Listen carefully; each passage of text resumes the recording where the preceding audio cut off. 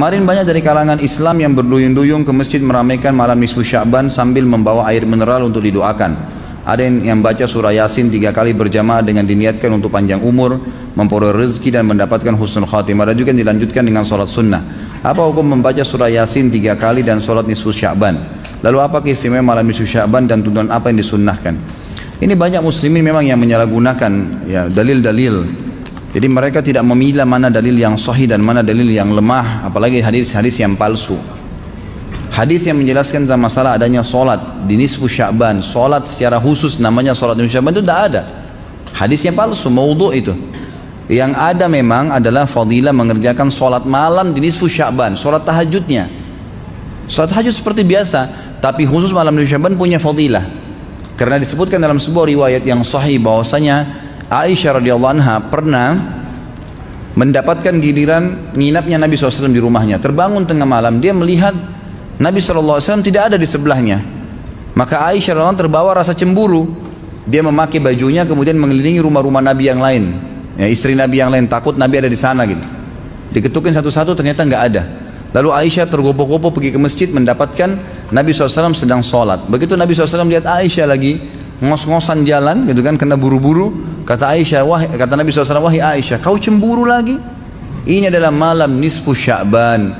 Artinya saya sholat malam ini karena ini adalah nisfu Sya'ban. Ini hadis yang sahih gitu kan. Dan memang dianjurkan oleh para ulama, mereka mendirikan sholat malam di malam nisfu Sya'ban, itu sholat tahajudnya, tidak ada malam khusus, tidak ada sholat khusus namanya malam nisfu Sya'ban. Di siang harinya dianjurkan seseorang berpuasa. Karena Nabi SAW memang memperbanyak puasa. Terlebih lagi nisfu Sya'ban itu ya kenanya malamnya itu berarti puasa tanggal 14. Kalaupun nisfu Sya'bannya malam hari ke-15. Dan kita tahu ada puasa Iyamul Bid. Ada 13, 14 dan 15. Itu kita dianjurkan puasa 3 hari. Kan gitu. Tapi tidak diniatkan khusus puasa nisfu Sya'ban. Khusus puasa itu. Karena memang secara umum Nabi SAW puasa sebulan penuh di bulan Sya'ban. Kalau masalah membaca surah Yasin, ini tidak asing lagi kalau di Indonesia. Semua harus surah Yasin. Pindah rumah Yasin, orang mati Yasin, semua Yasin. Ditanya dalilnya, nggak ada dalil, gitu kan? Hanya karena surah Yasin dikatakan jantungnya Quran. Itu pun hadis yang lemah, karena dalam sanadnya ada orang yang pendusta, gitu kan? Tapi ini diamalkan. Ya. Kalau kita mau mengaku pengikut Nabi Muhammad SAW yang murni, maka tidak mengamalkan apa yang tidak dicontohkan oleh Nabi SAW. Apalagi membawa air kemudian secara khusus dibacakan atau ditutupkan dengan surah Yasin, belum pernah ada contoh. Belum pernah ada contoh. Allahu alam. Saya tidak menyalahkan ya, yang mau kerjakan itu silahkan, itu hak dia. Tapi saya pribadi menyarankan, apalagi jemaah yang ikut dengan pengajian saya atau yang mendengarkan ceramah kita, murnikan ibadah kembali kepada Nabi SAW. Nabi SAW tidak menghembuskan nafas terakhir kecuali sudah mengajarkan semua yang kita butuhkan. Jadi tidak perlu ditambah. Kalau kita tambah seperti kita sedang mengatakan, maaf Rasulullah saya lebih faham daripada anda. Nabi nggak pernah baca Yasin 3 kali di malam nisfu Sya'ban, nggak apa-apa kan, bagus. Loh, Nabi mau nggak pernah lakukan. Nabi yang nerima dari langit wahyu nggak pernah lakukan, nggak apa-apa. Berarti sama saja anda bilang, maaf Rasulullah saya lebih ngerti. Yang itu. Ini keliru, nggak boleh. Yang itu. Jangan tambah-tambah agama, biarkan dalam keadaan murni. Sedangkan murni saya sudah banyak sekali yang kita bengkalekan, apalagi kalau ditambah-tambah. Ahibbatifillah. Ada satu masalah yang perlu diingatkan, masalah malam nisfu Sya'ban. Kalau tadi kita menyebutkan hadis yang berkaitan dengan malam nisfu Sya'ban, di mana Allah Azza wa Jal memandang kepada hamba-hambanya, lalu mengampuni buat orang-orang yang beriman untuk seluruh umat manusia kecuali 2 orang, yaitu orang yang melakukan kesyirikan, yang kedua orang yang menyimpan dendam. Itu orang tidak diampuni. Akan tetapi tidak ada amalan khusus di malam nisfu Sya'ban. Nggak ada. Tapi Ustaz, kita biasanya ada perayaan nisfu Sya'ban. Ya kita lihatlah. Rasulullah SAW itu selama 10 tahun di kota Madinah. Beliau tidak pernah merayakan malam nisfu Sya'ban. Tidak dengan kembang api, tidak dengan obor, atau tidak dengan acara-acara lainnya. Ya biasa aja. Orang malam itu malam mulia, berbanyak amal soleh. Dan kita sudah perintahkan atau kita sudah dianjurkan beramal soleh dari sejak awal. Ada beberapa hadis yang berkaitan dengan malam nisfu Sya'ban ini. Yang pertama, hadis yang diriwayatkan Ibnu Majah, Al-Baihaqi, dari Ali bin Abi Thalib radhiyallahu anhu qala Rasulullah sallallahu alaihi wasallam, "Idza kana lailatan nisfi min Sya'ban faqumu lailataha wa sumu yawmaha fa inna Allah yanzilu fiha li ghurubi syams ila sama'id dunya fayaqulu ala mustaghfirun fa aghfir lah ala mustarziqun fa arzuqah ala mubtala fa u'afih ala sa'ilun fa u'tiyah ala kadza hatta yatla' al-fajr." Disebutkan apabila masuk malam nisfu Sya'ban, maka kalian hidupkan malamnya, sholat malam di malam itu, dan puasa di harinya. Kalau puasa tanggal 15, jelas kita dianjurkan puasa 13, 14, 15. Tapi ini secara khusus, bangun di malam harinya, puasa di siang harinya. Kenapa? Karena sesungguhnya Allah turun pada malam itu. Ketika matahari terbenam, Allah turun ke langit dunia. Allah berkata, apakah ada yang memohon ampun kepadaku, aku ampuni dia. Adakah yang ingin meminta rizki, aku akan kasih rizki kepada dia. Adakah orang yang sedang kena bala, aku akan sembuhkan dia dari balanya. Apakah ada orang yang mau minta, aku kasih dia. Ada banyak, sampai terbitnya fajar. Disebutkan bahwa hadis ini palsu. Sebagian menghukumi palsu, sebagian menghukumi dengan dhaif. Yang jelas, ini hadis. Kata Al-Qadi Abu Bakar Ibnul Arabi, "Walaysa fi lailatin nisfi min Sya'ban hadithun yu'awwal alaihi la fi fadliha." Tidak ada hadis yang sahih yang bisa dijadikan sandaran berkaitan dengan keutamaan nisfu Sya'ban. Tidak pula bahwasanya di malam itu ajal manusia ditulis. Nggak ada. Kemudian ada hadis juga yang diriwayatkan oleh Dainuri dari Rashid bin Sa'ad bahwa Nabi alaihi salatu wassalam mengatakan fi lailatin nisfi min Sya'ban yuhillah ila malakil maut. Pada malam nisfu Sya'ban Allah mewahyukan kepada malaikat pencabut nyawa biqabdi kulli nafsin yuridu qabdaha fi tilka sana. Untuk mencabut nyawa setiap jiwa yang ditetapkan mati tahun itu. Hadis ini juga dhaif. Kemudian ada hadis diriwayatkan oleh Ibnu Jarir At-Tabari bahwa Nabi SAW mengatakan tuqta'ul ajal min Sya'ban ila Sya'ban hatta inna rajula la yankih wa yulat lahu wa qad ukhrija ismuhu fil mauta. Pada malam Sya'ban itu ditetapkan ajalnya orang itu. Sampai seorang itu dikatakan kapan dia akan nikah, kapan dia akan melahirkan, dan dia sudah dicatat dia mati juga. Itu semua sudah tercatat. Ahibati fillah, semua itu dhaif. Karena malam nisfu Sya'ban bukan malam Lailatul Qadar. Terkadang kita melihat umat manusia ini peduli dengan sebuah acara, peringatan, kegiatan yang hadisnya dhaif. Bahkan sebagian mengatakan palsu. Dengan Lailatul Qadar nggak peduli. Ada apa sebenarnya? Yang sahih diremehkan, yang dhaif diagungkan. Maka kita ingin mengembalikan umat manusia berkaitan dengan ajal, ditulisnya ajal, ya, catatnya ajal. Allah sudah mengatakan, Inna anzalnahu fi lailatul qadar. Itu Lailatul Qadar yang lebih baik dari 1000 bulan. Tapi kadang-kala kita memang cari amalan-amalan yang ringan, yang cukup sudah. Nggak perlu sholat lagi, nggak perlu ini lagi.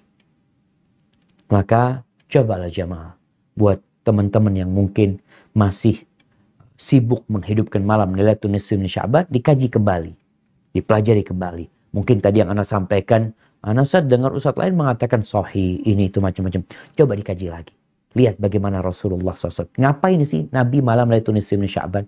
Apa yang beliau lakukan? Yang jelas beliau di bulan Sya'ban memperbanyak amal soleh, memperbanyak puasa. Karena bulan ini bulan diangkatnya amalan. Ya, tradisi orang Jawa orang Betawi, orang Sunda, ada yang disebut dengan ruwahan, bener ya? Ruwahan dari bahasa Arab, arwah. Kenapa? Karena dulu ulama muallim-muallim di Betawi, di Sunda, ya di Jawa, itu kalau mau Ramadan tahu ini Sya'ban kan bulan arwah emang. Jadi orang yang mau lahir tahun depan itu ditulisnya di sini, Pak. Misalnya habis Sya'ban ini Ramadan, terus Syawal, Zulqa'dah, Zulhijjah, Muharram, terus sampai ke Rajab. Siapa yang lahir, siapa yang mati. Jadi yang meninggal karena corona, nggak corona kemarin itu udah ditulis Sya'ban dulu. Di ilmu Allah sudah ada, tapi diturunkan ke langit dunia dan kemudian dipegang oleh malaikat. Jika berkaitan rezeki dipegang oleh malaikat Mikail, jika berkaitan dengan ajal dipegang oleh malaikat maut. Maka ulama kita biasa mengirim, karena amal diangkat semua ke langit. Jadi kalau boleh disebut laporan amal tahunannya secara rohani itu hari bulan Sya'ban. Kalau mingguannya Kamis, kalau tahunannya ya bulan Sya'ban. Makanya dulu kiai kita ngajak, kayak ngumpul kita doain arwah ya, karena mereka menunggu selalu ya. Ruh-ruh itu nunggu selalu, Pak. Nafsnya, jiwanya ruh itu nunggu. Kalau ruhnya mencari lagi bagaimana kenal Allah, tapi nafs jiwa enggak, dia butuh kiriman. Kalau masih di dunia, kirimannya jangan Fatihah doang, duren kayak gitu ya, duit gitu. Tapi kalau sudah masuk ke alam kubur, mereka nggak butuh duren, nggak butuh duit. Butuhnya apa? Fatihah, sedekah kita ke orang, niatkan untuk beliau, nyampe semua. Disebutkan oleh Imam Ibnu Qayyim 29 dalil, dan beliau mengatakan ini masih banyak, bahwa amal orang hidup sampai ke orang mati, bermanfaat untuk orang mati. Salah satunya ruwahan. Maka tadi pagi saya juga bahas ini. Ruwahan ini bagian dari apa yang dibahas di kampus-kampus Islam dengan istilah living sunnah. Living sunnah itu artinya ajaran yang ada dalam hadis Nabi lalu dijadikan tradisi, dan tradisi itu hidup. Namanya living sunnah. Biar nggak ngaku sunnah bukan mereka doang, Pak. Ya. Maka kita doakan rahmatullah ala ulama'ina as-sabiqin. Semoga Allah merahmati ulama kita yang buat tradisi ini. Ini tradisi yang sangat bagus, bukan bid'ah. Ya, itu tradisi, ada dalilnya, dan itu dianjurkan. Malam nisfu Sya'ban itu ada nggak dalam Quran? Ya ayyuhalladzina amanu akrimun nisfa min Sya'ban. Nggak ada. Dalam hadis ada. Ittala'allahu ala jami'i khalqihi lailatan nisfi min Sya'ban. Allah memperhatikan semua makhluknya pada malam nisfu Sya'ban. Fayaghfiru li jami'i khalqihi. Siapa yang berdoa pada malam itu, diampunkan Allah segala dosanya, dikabulkan Allah segala doanya. Illa, kecuali orang dua, musyrik, orang yang mempersekutukan Allah, musyahin, orang yang belum berdamai di antara saudaranya. Hadisnya sahih apa enggak sahih? Hadis ini sahih menurut Syekh Nasiruddin Al-Albani. Hadisun sahih, diriwayatkan dari Abu Bakar radhiyallahu an. Nah, hadisnya umum bahwa malam nisfu Sya'ban itu ada. Sekarang pertanyaannya, apakah kalangan salaf? Salaf itu 3 abad pertama. Khairul Qurun qarni, sebaik-baik abadku, abad pertama. Tsummal ladzina yalunahum, abad kedua. Tsummal ladzina yalunahum, abad ketiga. 3 abad pertama ini disebut dengan salaf. Sedangkan abad keempat, kelima, keenam disebut dengan khalaf. Apakah kalangan salaf ada menghidupkan malam nisfu Sya'ban? Ya.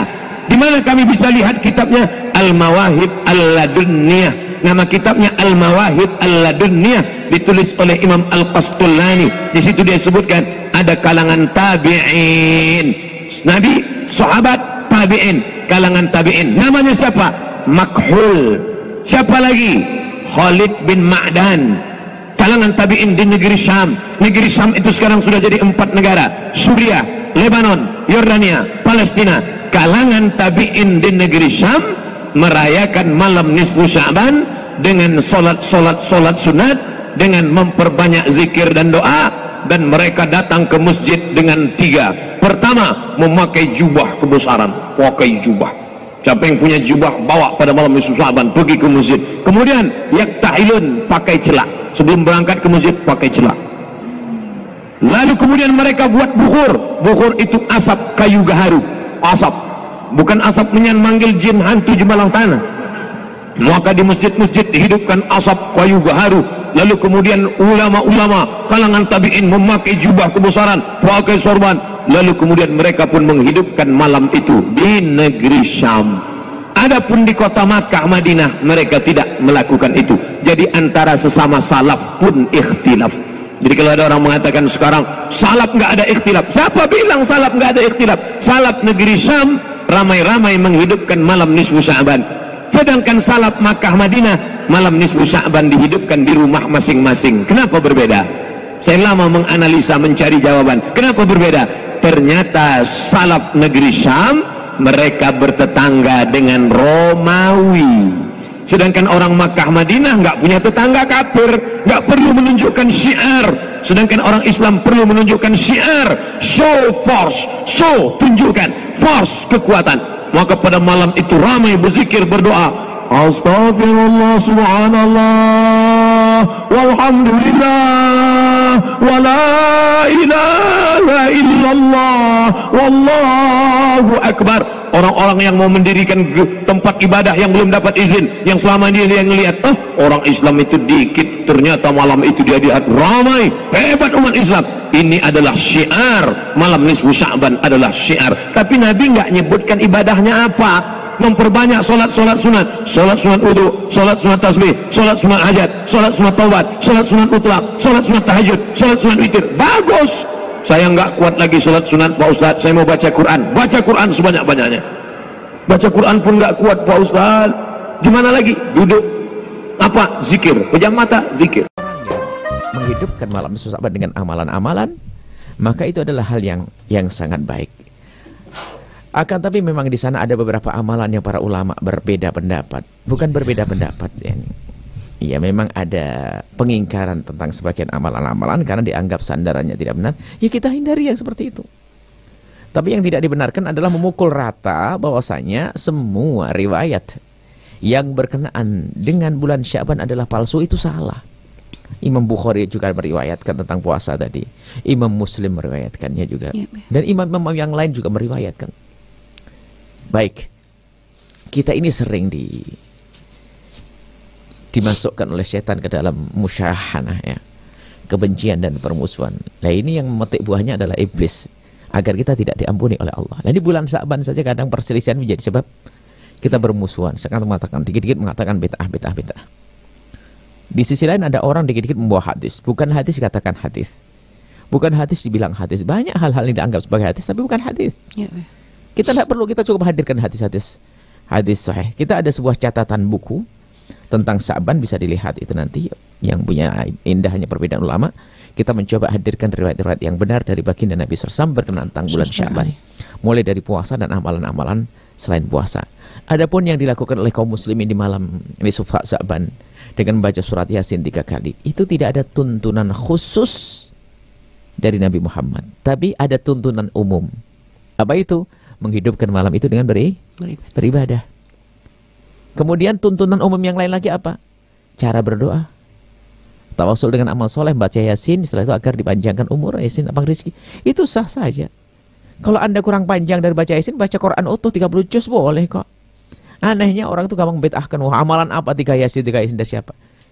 Itu para ulama membuat menghadirkan amalan itu biasanya dengan ayat-ayat yang sudah familiar, yang orang mudah menghafalnya. Bahkan dikatakan memang riwayat ini diperselisihkan tentang Yasin ada qalbul Quran, intisarinya ada Al-Quran, hatinya Al-Quran.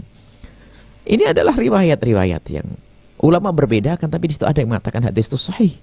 Jadi amalan yang dilakukan oleh para ulama di saat mengajari orang-orang awam di malam nisfu Sya'ban dengan baca Yasin dan sebagainya, hal yang boleh, bukan terlarang. Kalau Anda tidak puas dengan Yasin kurang luas, baca ayat yang lainnya. Cuman Yasin betul itu adalah sudah biasa di kampung-kampung. Yang perlu dijelaskan adalah keyakinan tentang ruh itu bagaimana. Kalau yang dimaksud roh itu adalah orang-orang yang telah meninggal dunia daripada orang-orang beriman yang telah mendahului kita. Kemudian kita mendoakan mereka, kapan saja kita boleh mendoakannya.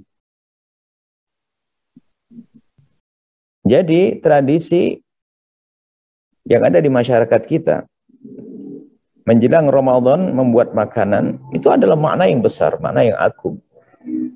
Untuk yang hidup dulu deh sebelum arwah. Untuk yang hidup dulu adalah menjalin silaturahim. Saling memberi, tukar-menukar makanan. Agar terjalin silaturahmi. Dan itu suasana indah. Dan kami masih menemukan waktu itu. Bahkan kami masih ingat kok masakan paling enak itu ibu siapa, begitu kita tahu. Suasana indah seperti itu. Dan jangan dihilangkan itu. Justru itu muqaddimah keakraban sebelum kita masuki bulan Ramadan. Dan sah-sah saja yang demikian itu. Kemudian setelah itu di dalamnya ada doa-doa untuk orang yang telah mendahului kita. Maknanya adalah mendoakan ya. Mendoakan orang mendahului kita dari ahli iman ya sah. Bahkan itu dianjurkan. Ingat ya, arwah maksudnya pada mendoakan orang-orang yang telah mendahului kita dari ahli iman. Selesai. Tidak ada masalah yang demikian itu. Bukan menyebut roh-roh yang nggak tahu. Maksud arwah bahasanya roh. Sebenarnya arwah maksudnya pada orang yang telah mendahului kita dari ahli iman. Kita doakan mereka. Hal yang baik, tradisi yang baik. Kalau ada kesalahan, mungkin telah disebut sesuatu yang mungkin roh-roh yang nggak jelas apa rohnya, ya tinggal dihilangkan saja. Sebab secara umum dohir kerjaannya adalah baik, kumpulnya orang, membagi-bagi makanan. Kami masih ingat kok ada sebuah tradisi di kampung itu yang dulu konon katanya kita tidak sempat menemui karena sudah diislamkan. Ada orang kumpul di perempatan namanya apa bersih desa dan sebagainya. Kumpul di perempatan, lalu kalau dulu dukun komat kabir membaca mantra-mantra dan seterusnya. Lalu ada orang-orang soleh menganggap ini satu kesempatan untuk membawa mereka dari meyakini yang tidak benar menjadi keyakinan yang benar. Perkumpulannya tetap diadakan. Cuman di perkumpulan tersebut dirubah menjadi Rabbana atina fid dunya hasanah. Nggak ada lagi penyebutan tentang apa tadi itu. Sesuatu keyakinan-keyakinan yang salah. Jadi maksud kami apa? Selagi perkumpulan tersebut masih bisa diarahkan sesuai dengan syariatnya, lanjutkan, karena itu tradisi yang baik. Membagi makanan, siapa yang menyalahkan bagi makanan? Bahkan justru dianjurkan kalau kita menjelang Ramadan ini harus menjalin hubungan baik, yang punya kesalahan minta maaf, kita adakan.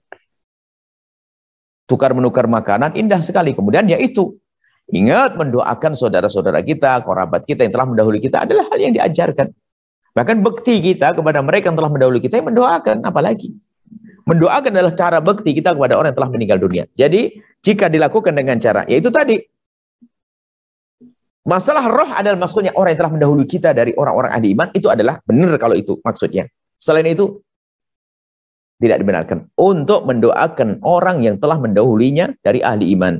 Kemudian di situ ada makna silaturahmi, kemudian makna sedekah di dalamnya, adalah hal yang baik, semuanya syar'i. Tidak ada yang bertentangan dengan syariat.